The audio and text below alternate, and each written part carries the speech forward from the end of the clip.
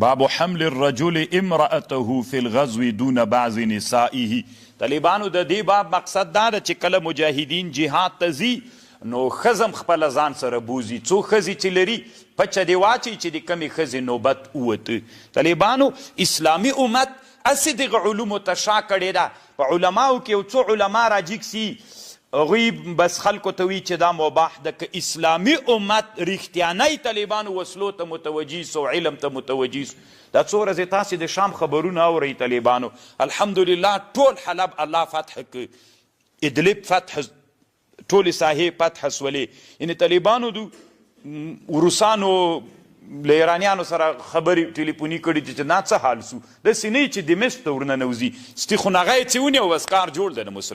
مسلمانان سس په دې باندې دي چې علم ته مخ نه کوي. چې علم ته مخ وکړي طالبانو دا دښمن موږ لیدلی ده، دا دښمن د اسلام د عقیدې سره هیڅ شیم نه ده.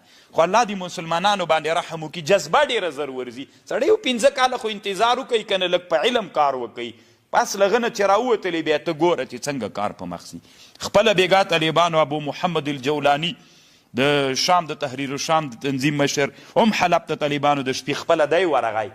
نو داسې مشران خوند هم کوي طالبانو وګرځېږي، امتو سره روحیه واخلي او مسلمانانو ته کني دښمن طالبانو ډېر داسې دښمن نه دی انشاءالله.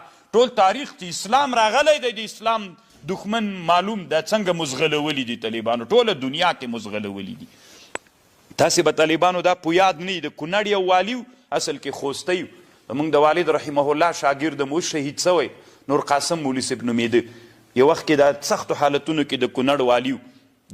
نو بیا یوه خبره وکړه لا ډېره میډیایي مسوله، وي کاپیرانو ته وایو راځئ جنګ به دغه وسلې چې تاسو سره دي او دا وسلې چې یو شی سو په وسلو کې، نو راځئ چې 10 کسان یې ښودلي چې په 1000 کسانو جنګ د سره کوو میدان ته راسئ.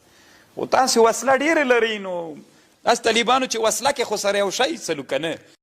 یا باراک اوباما ته مو پیغام ورسېږي. دا پیغام ده چې که چېرته امریکا زور وایي، زمیني زور زموږ څخه په کونړ کې زور ووایي. بار بار وایم چې موږ د زر مجاهدین وي، والله زه به د زرو مجاهدینو سره ورسره وم، په خپله به په دې کې جنګېږم. 100,000 امریکا دلته راشي، 100,00,000 راشي، مونږ دا چیلنج ورکوم تمام امریکې ته، تمام کفارو ته چې زمونږ سره دا مقابله زمیني وکړي.